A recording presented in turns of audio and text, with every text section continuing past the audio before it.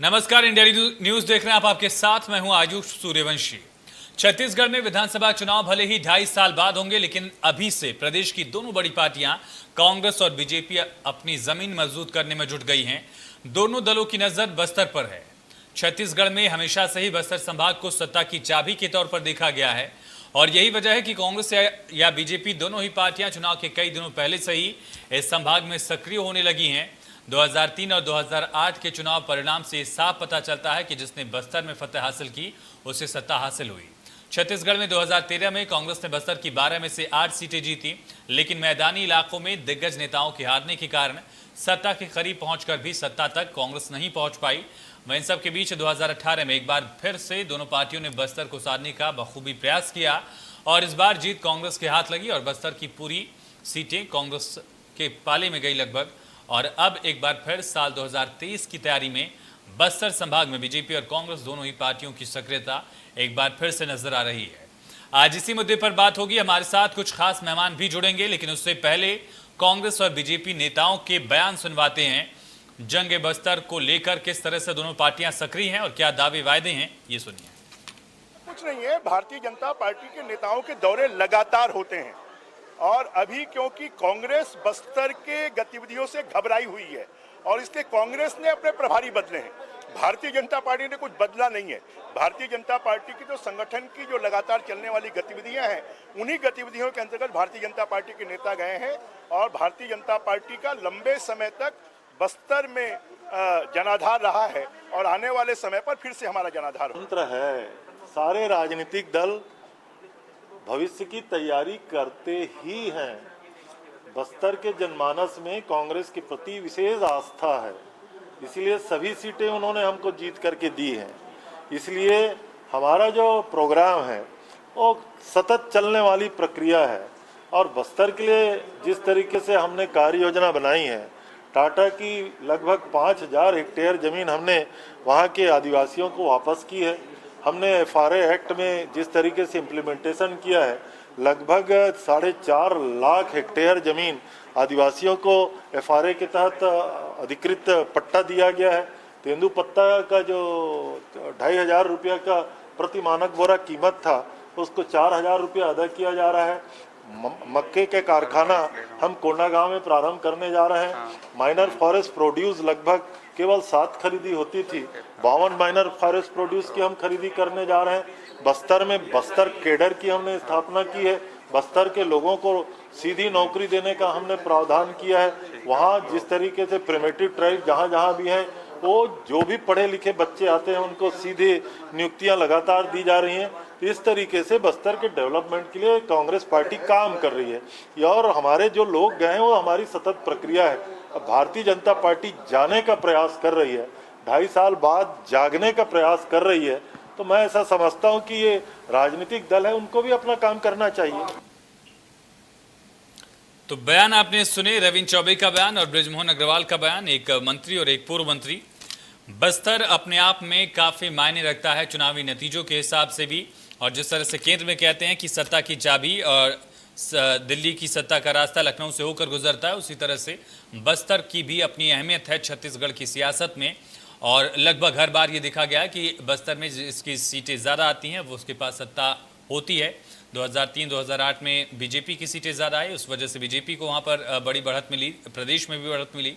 हालांकि 2013 सिर्फ अपवाद है, जहाँ पर 2013 में कांग्रेस ने बस्तर में बेहतर किया था, लेकिन प्रदेश में बेहतर करने से कांग्रेस करीब करीब आकर चूक गई। हालांकि 2018 में बस्तर में कांग्रेस को बढ़त मिली और इकलौते विधायक भीमा मंडावी हुआ करते थे दंतेवाड़ा से, जिसके बाद लोकसभा चुनाव से ठीक पहले दंतेवाड़ा विधायक भीमा मंडावी की हत्या कर दी गई नक्सलियों की तरफ से और इसके बाद वहाँ पर चुनाव में देवती कर्मा को जीत मिली थी। कांग्रेस की विधायक हैं फिलहाल देवती कर्मा। 2023 की तैयारी कांग्रेस ने अभी से शुरू कर दी है, भारतीय जनता पार्टी ने शुरू कर दी है। जंगे बस्तर में दोनों पार्टियां कूद पड़ी हैं।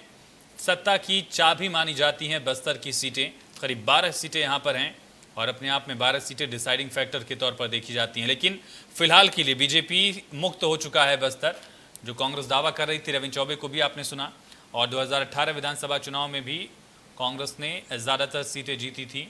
13 में भी कांग्रेस ने बस्तर की 12 में से 8 सीटें जीती थी।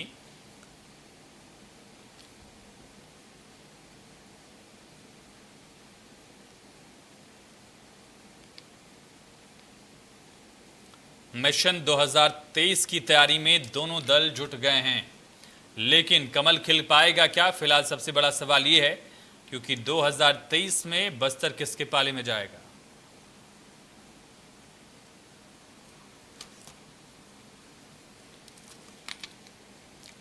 हालांकि बीजेपी से जब ये सवाल पूछा गया, बृजमोहन अग्रवाल ने कहा कि हमारा रूटीन का दौरा था और इसमें कुछ अलग नहीं है, लेकिन कांग्रेस की बुनियाद खिसकने लगी है, इसलिए कांग्रेस को बीजेपी के इन दौरों से दिक्कत हो रही है। हालांकि कांग्रेस से जब सवाल पूछा गया, रविंद्र चौबे ने कहा कि हमने बस्तर के लिए बेहतर किया है।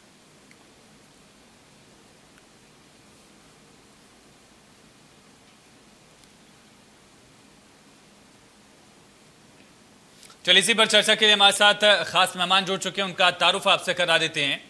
और कांग्रेस की तरफ से हमारे साथ जुड़ चुके हैं अजय गंगवानी जी, और इसके अलावा राजनीतिक विश्लेषक डॉक्टर अजय चंदाकर जी हमारे साथ कनेक्ट हो चुके हैं। आप दोनों खास मेहमानों का बहुत स्वागत है। भारतीय जनता पार्टी की तरफ से राजीव चक्रवर्ती जी भी कुछ ही देर में हमें ज्वाइन करेंगे। लेकिन जो बड़ा सवाल है अजय जी, बस्तर में क्या कांग्रेस की जो बढ़त है वो बरकरार रह पाएगी? क्योंकि बीजेपी के दौरे लगातार बढ़ रहे हैं। फिलहाल के लिए बीजेपी मुक्त बस्तर जरूर है, लेकिन आने वाले वक्त में 23 की तैयारी के हिसाब से कांग्रेस की जमीन वहां पर अब कितनी मजबूत बची है?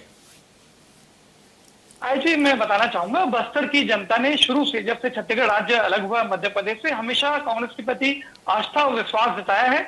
और देखिए, चाहे 2008 के इलेक्शन की बात करूं तो 12 में से 8 सीटें, और अगर 2018 के विधानसभा चुनाव की बात करूं तो 12 में से 12। आज अगर ओवरऑल छत्तीसगढ़ की बात करें है जी, तो टोटल 29 जो आदिवासी सीटें हैं उसमें 25 सीटों पर आज कांग्रेस का कब्जा है। कहीं ना कहीं आंकड़े स्पष्ट रूप से बताते हैं जी कि कांग्रेस की सरकार में हमेशा आदिवासियों ने हमेशा भरोसा और आस्था जताया है। और देखिए, लगातार 2023 मिशन के लिए भी कांग्रेस पार्टी ने भी अपनी कमर कस ली है, और लगातार अपने कार्य जो आदिवासियों के लगातार कांग्रेस की सरकार के द्वारा 2.5 सालों में जो कार्य किए गए हैं, जैसे कुछ बताना चाहूंगा कि पहले सिर्फ 7 लघु वनोपज खरीदी की जाती थी, आज की डेट में 52 लघु वनोपज खरीदे जा रहे हैं। जिस प्रकार भारतीय जनता पार्टी ने लगातार आदिवासियों को 15 सालों तक झूठे वादे करके ठगा, चाहे वो आदिवासी परिवार को जर्सी गाय देने की बात हो, उनको सरकारी नौकरी देने की बात हो, या उनके अधिकारों के संरक्षण के कानून की बनाने की बात हो, लगातार उनके द्वारा झूठे वादे किए गए। और आज बस्तर की जो आदिवासी जनता है, अन्य जनता है, वो भाजपा का चाल चरित्र चेहरा बहुत अच्छे से समझ चुकी है। और इसी का परिणाम 2018 के विधानसभा चुनाव में भारतीय जनता पार्टी ने भुगता है जी। आज पूरी की 12 जो सीटें हैं उस पर कांग्रेस का कब्जा है, और हम जो मिशन 2023 को लेकर पूरी तरह सक्रिय हैं। हमारे जो नए प्रभारी बने हैं, राष्ट्रीय सचिव सप्तगिरी उल्का जी, वो आदिवासी जो समाज है उसमें गहरी पैर रखते हैं। लगातार उनके द्वारा दौरे किए जा रहे हैं, चाहे जिला स्तर की बात करूं, ब्लॉक स्तर पे, और जो बूथ स्तर पे ट्रेनिंग के प्रोग्राम किए जा रहे हैं। पिछले 2.5 सालों में माननीय भूपेश बघेल जी के नेतृत्व में लगातार जो कार्य किए गए हैं, वहां की जनता को उससे अवगत कराया जाएगा। और ये हमें पूरा विश्वास है कि हमने जो 2.5 साल लगातार आदिवासियों के हितों के निर्णय लिए हैं, चाहे 1707 किसानों के 4200 एकड़ जमीन की वापसी की बात हो, लघुपज वनोपज खरीदी की बात हो, पूरे देश में आयोजित छत्तीसगढ़ पहले नंबर पे था। तो लगातार तेंदुपत्ते का समर्थन मूल्य 2500 था, जिसको बढ़ा के 4000 कर दिया गया। लगातार ऐसे निर्णय जिसको लेके हम उनके बस्तर की जनता के बीच जाएंगे। ठीक है अजय जी, मैं लौटता हूँ। ठीक है डॉक्टर अजय, मैं आपके पास आऊंगा। अजय चंद्राकर जी, मैं आपके पास आना चाहूंगा। बस्तर के मायने क्या है छत्तीसगढ़ के लिहाज से, और जिस तरह से सिलगेर का जो कांड था, सारकेगुड़ा का जो कांड था, उससे बीजेपी की जमीन कितनी खिसकी, और सिलगेर में जो कुछ हुआ है उससे कांग्रेस की स्थिति कितनी बदली है? आयुष जी, बस्तर निश्चित रूप से प्रवेश द्वार है छत्तीसगढ़ में। कौन सी पार्टी सरकार में रहेगी, ये जो, अगर हम राज्य निर्माण के पहले की भी स्थिति की बात करें तो 1998 में जो विधानसभा चुनाव हुआ था उसमें कांग्रेस बढ़त में थी और 13 में थी। लेकिन 2003 के चुनाव के बाद और 8 में, क्योंकि डॉक्टर रमन सिंह जी को पहली बात तो यह है कि जोगी जी की जो सरकार थी वो परफॉर्म नहीं कर पाई थी, और उसके बाद डॉक्टर रमन सिंह जी एक चाउर वाले बाबा के रूप में उभरे। लेकिन अभी जून के ही महीने में कांग्रेस, पहली बात तो यह है आयुष जी कि उस क्षेत्र के लिए किस प्रकार का आर्थिक पैकेज दिया जाता है। तो और दूसरी बात आती है सामाजिक पैकेज। तो जून, अभी बीते हुए जून के महीने में ही कांग्रेस की सरकार, भूपेश जी की सरकार 1301 करोड़ रुपया बस्तर के लिए रिलीज की। नारायणपुर और कांकेर के लिए ही 222 करोड़ है। सुकमा, कोंडागांव और दंतेवाड़ा जैसे जिले के लिए 437 करोड़ रुपया। इवन बस्तर, नक्सल क्षेत्र और बीजापुर के लिए 642 करोड़ रुपया।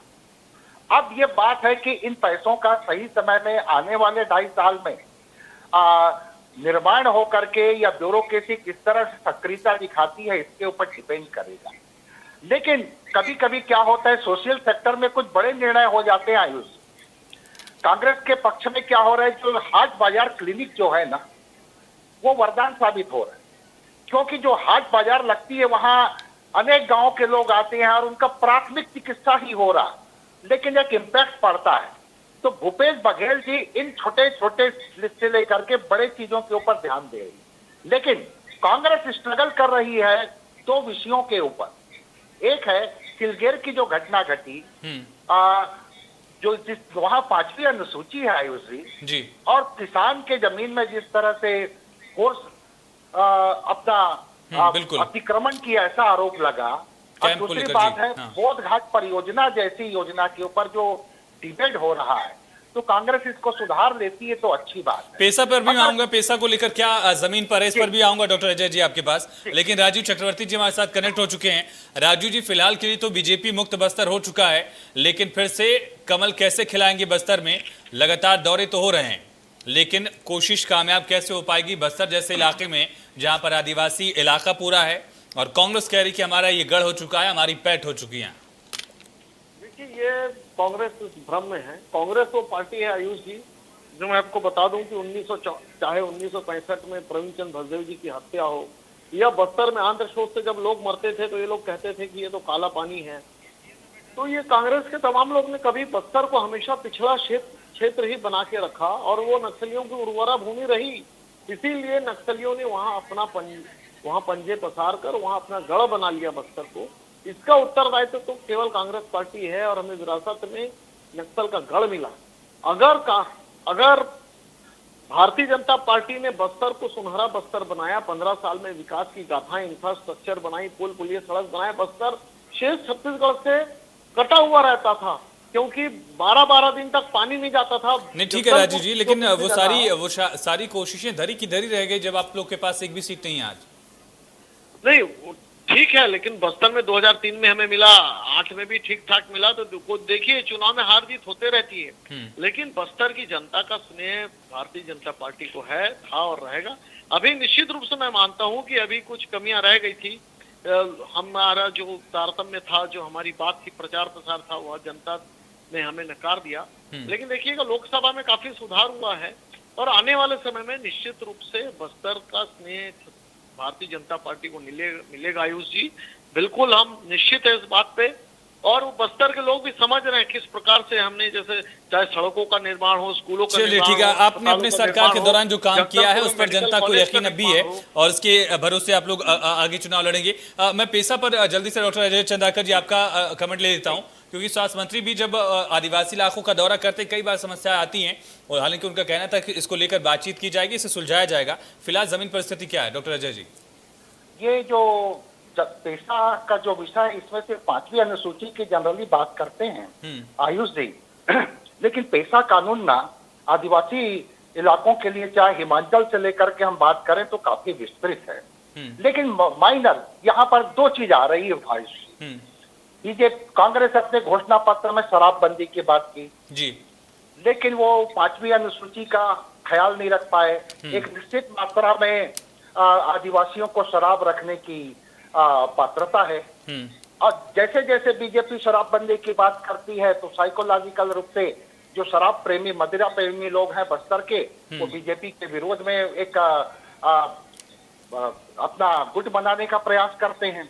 बीजेपी भी अपने समय में 15 साल में डॉक्टर रमन सिंह जी के शासनकाल में आयुषी ये लाइवलीहुड, बस्तर विश्वविद्यालय, मेडिकल कॉलेज, दंतेवाड़ा का एजुकेशनल हब जी, या फिर पुल पुलिया या फिर सड़कों का निर्माण, ऐसा नहीं है कि डॉक्टर रमन सिंह जी के कार्यकाल में अधोसंरचना का निर्माण नहीं हुआ है। लेकिन अब गेम चेंजर भविष्य में क्या होने वाला है आयुष जी, बस्तर में एक्चुअली 4 स्टेक होल्डर हैं। पहला स्टेक होल्डर ये दोनों राजनीतिक दल, उसके बाद अन्य राजनीतिक दल जी, जिसमें कम्युनिस्ट वगैरह सब शामिल हैं, और तीसरा वहां के आम नागरिक और जनजाति समुदाय, ठीक है, और चौथा समाज से गुमराह हुए लोग, नक्सली लोग। बिल्कुल 4 स्टेक होल्डर हैं। लेकिन कांग्रेस जिस तरह से अभी राजीव गांधी ग्रामीण भूमिहीन कृषि मजदूर न्याय योजना। चलिए ठीक है, मेरे पास वक्त कम है अजय जी, रोक रहा हूँ इस वजह से आपको रोक रहा हूँ। अजय चंदाकर जी आपके पास आऊंगा। एक बढ़िया पॉइंट, एक बेहतर पॉइंट बताया गया चंदाकर साहब की तरफ से। और सिलगेर को लेकर आप लोग क्या कवर अप कर पाए हैं? कमेटी का गठन भी किया गया, उसकी रिपोर्ट भी सबमिट हो चुकी है, उसका नतीजा क्या निकला है? तमाम बड़े सवाल हैं, क्योंकि सारकेगुड़ा के बाद बीजेपी की जमीन थोड़ी सी खिसकी थी। इस बात पर आप भी यकीन करेंगे, ऐसा तो नहीं हो जाएगा सिलगेर के बाद? आई जी बताना चाहूंगा, सिलगेर बहुत संवेदनशील मुद्दा है। हमारी माननीय भूपेश बघेल जी के नेतृत्व में इस पूरे मुद्दे पर बहुत संवेदनशील ढंग से कार्य किया जा रहा है। और माननीय सांसद महोदय दीपक बैस जी के अध्यक्षता में एक 9 सदस्यीय कमेटी भी बनाई गई थी, और जिसके द्वारा वहां जो सामाजिक संस्थाएं हैं उसको मीडिएटर बना के वहां के जनप्रतिनिधियों से चर्चा करके एक सही सोल्यूशन का पहुंचने का प्रयास किया जा रहा है। और काफी हद तक हम सफल भी हो चुके हैं। उन्होंने पूरी सहमति के साथ उस आंदोलन को वापस लिया है, और उनकी जो डिमांड है उससे भी पूरा संवेदनशील ढंग से माननीय भूपेश बघेल जी के नेतृत्व में कार्य किया जा रहा है। और बहुत जल्दी मैं उम्मीद करता हूं कि इनकी रिपोर्ट आने के बाद ठीक है, पेशा पर जल्दी से, पेशा पर वक्त कम है इसलिए पेशा पर। पेशा को लेकर लगातार खींचतान दिखी है। खुद स्वास्थ्य मंत्री टीएस बाबा इसको लेकर पब्लिक डोमेन में भी कहते हैं कि इसको लेकर बातचीत की जाएगी, बेहतर तरीके से इसको लागू किया जाएगा। बताना चाहूंगा आई जी, कैबिनेट की जो बैठक एक व्यक्तिगत रूप से माननीय भूपेश बघेल जी इस पूरे पेशा कानून के मुद्दे को व्यक्तिगत रूप से देख रहे हैं, और लगातार इसके कैबिनेट में व्यक्तिगत चर्चाएं भी हो चुकी है, और बहुत जल्दी हम एक इस उचित निर्णय तक पहुंच पाएंगे। हम पूरा आदिवासी जो हमें प्राथमिकताओं में रहे, चाहे गरीब हो, मजदूर हो, आदिवासी हो, हमने लगातार 2.5 सालों तक उनके हित में ही निर्णय लिए हैं। चाहे वो तेंदुपत्ता समर्थन मूल्य की बात हो या वनोपज खरीदी की बात हो, लगातार निर्णय लिए हैं। राजीव चतुर्थी जी, ठीक है अजय जी लौटो, मैं लौटूंगा मुद्दों को लेकर, मैं आपके पास आऊंगा। राजीव जी, क्या ऐसे मुद्दे थे जिस पर आपको खारिज कर दिया गया 18 में, लेकिन 23 पर उन्हीं मुद्दों के साथ आप आगे बढ़ पाएंगे? उम्मीद किन मुद्दों से आपको है? जिस प्रकार से बीजापुर के तमाम किसानों को भूमिहीन कर दिया गया कैंप बनाने के नाम पर, उससे समझ सारकेगुड़ा का भी जो मामला है, तो ये सारे राजीव जी भूल गए, गलती से सारकेगुड़ा बोल दिया, सिलगेर बोलना था। सिलगेर इनके अपने जो है ना कुकर में याद आ गए। ठीक है। जितने भी मामले हो, जिस प्रकार से कैंप बनाए जा रहे हैं, उस कैंप में इनको जिस प्रकार से खारिज किया जा रहा है और उनके ऊपर फायरिंग की जा रही है। लेकिन राजीव जी आप लोग गए तो थे, वहां पर भेजा गया था एक दल को बीजेपी की तरफ से भी? सुनने नहीं दिया गया। हमारी जो टीम गई थी, हमारी कमेटी को वहां तक अंदर आने नहीं दिया गया। ये कांग्रेस की परिपाटी है। ये लोकतंत्र का, प्रजातंत्र का गला घोटने वाले लोग हैं, और अभी लोकतंत्र की इनको चिंता जताती जब ये 40 में आ जाते हैं या 55 में आ जाते हैं, मैं लौटूंगा। तो ये लोग हैं, तो वही बस्तर में जिस प्रकार से कैंप बनाने के नाम से आदिवासियों की जमीन छीनी जा रही है, तो बस्तर के आदिवासी ठीक है। एक बहुत छोटा सा सवाल, फिर मैं अजय जी के पास जाऊंगा। चक्रवर्ती जी, भीमा मंडावी की हत्या के बाद वहां पर लोकल लेवल पर क्या उतने बड़े नेता आपके पास फिलहाल हैं? चक्रवर्ती जी, राजीव जी आवाज पहुंची क्या आप तक? चलिए शायद डिस्कनेक्ट हो गए। ठीक है, अजय गंगवानी जी आप कुछ कहना चाह रहे थे, लेकिन मुद्दे क्या हैं? किन मुद्दों के जरिए आप लोग अगला चुनाव लड़ेंगे? क्योंकि बीजेपी कह रही कि पेशा को लेकर भी मुद्दा बनाया जा सकता है, और सिलगेर का जो कांड है और ज्यादा इसकी आग ना फैले, ये बड़ा जरूरी है आपके लिए। जी देखिए, लगातार भारतीय जनता पार्टी के द्वारा जो झूठे वादे आदिवासियों पर किए गए और लगातार उन वादों को तोड़ा गया, उसका खजाना उन्होंने भुगता। आज की डेट में पूरा जनाधार भारतीय जनता पार्टी का बस्तर से पूरी तरह समाप्त हो चुका है, और भारतीय जनता पार्टी सच को स्वीकार करने की हिम्मत नहीं दिखा पा रही है। और हम मिशन 2023 को लेकर अभी तक सक्रिय हैं। हमारे सप्तगिरी उल्का लगातार वहां बैठ के ले रहे हैं। राज्य जिला स्तर से लेकर बूथ स्तर पर जो है ट्रेनिंग का प्रोग्राम ऑर्गेनाइज किया जा रहा है, और हम 2023 के लिए पूरी तरह सक्रिय हैं। और हमें पूरा विश्वास है कि बस्तर की जनता ने 2008 से लेकर लगातार हमको जो विश्वास जताया है वो 2023 के चुनाव में भी कायम रहेगा। अच्छा, सिलगेर मुद्दे की आप बात कर रहे थे, बताना चाहूंगा, सिलगेर गांव के जो पास का एक क्षेत्र है वो नक्सली हिड़मा, जो काफी बड़े नक्सली है, जो झीरम घाटी से लेकर अन्य जो घटनाएं घटी है उसमें उनका डायरेक्ट इन्वॉल्वमेंट है। कहीं ना कहीं नक्सलियों में ये बौखलाहट है कि लगातार जो सीआरपीएफ के और डीआरजी के कैंप ऑर्गेनाइज किए जा रहे हैं, उनका क्षेत्र सीमित होता जा रहा है। ये बौखलाहट की ठीक है गंगवानी जी, ठीक है। अजय चंदाकर सर, मैं आपके पास आ रहा हूँ। फिलहाल बीजेपी के लिहाज से अगर बात की जाए तो नई नेताओं की जो खेप है वो कितनी पनप पाई है? और भीमा मंडावी जैसे एक दिग्गज नेता दंतेवाड़ा का जिन्हें गिना जाता था, उनके जाने के बाद क्या उनकी जगह और कोई नेता ले पा रहा है फिलहाल? इसमें ऐसा है आयुष जी, बस्तर का काला हीरा कहलाते थे बलीराम कश्यप जी। अब बलीराम कश्यप जी ये केदार कश्यप जी के वालिद साहब थे जी। उनके देहावसान के बाद बीजेपी को उस लेवल का कद्दावर नेता नहीं मिल पाए। वो इतने ईमानदार थे कि डॉक्टर रमन सिंह जी के शासनकाल में कुछ समय के लिए एक मंत्री गृह मंत्रालय संभाल रहे थे, वो साफ साफ बोल दिए कि इनका काम ठीक नहीं है, इसलिए इनको हटा दो। इतनी बेबाकी के साथ वो बोलते थे और उस मंत्री को हटाया गया और दूसरा गृह मंत्री दिया गया। तो इस कद का नेता जो काला हीरा कहलाया बस्तर का, वैसा अभी तक तो वहाँ लीडर तो उस कद के तो नहीं दिखाई दे रहे। दोनों पार्टियों के लीडरशिप में अगर संक्षेप में आप बता पाए अजय चंद्राकर जी, फिलहाल की स्थिति क्या है बस्तर के लिहाज से? इसमें अभी कोई शक नहीं कि कवासी लकमा का जो जनाधार है, भले ही वो कोंटा विधानसभा से को बिलोंग करते हैं, लेकिन उसके कद का नेता तो अभी बस्तर में नहीं दिख रहा है।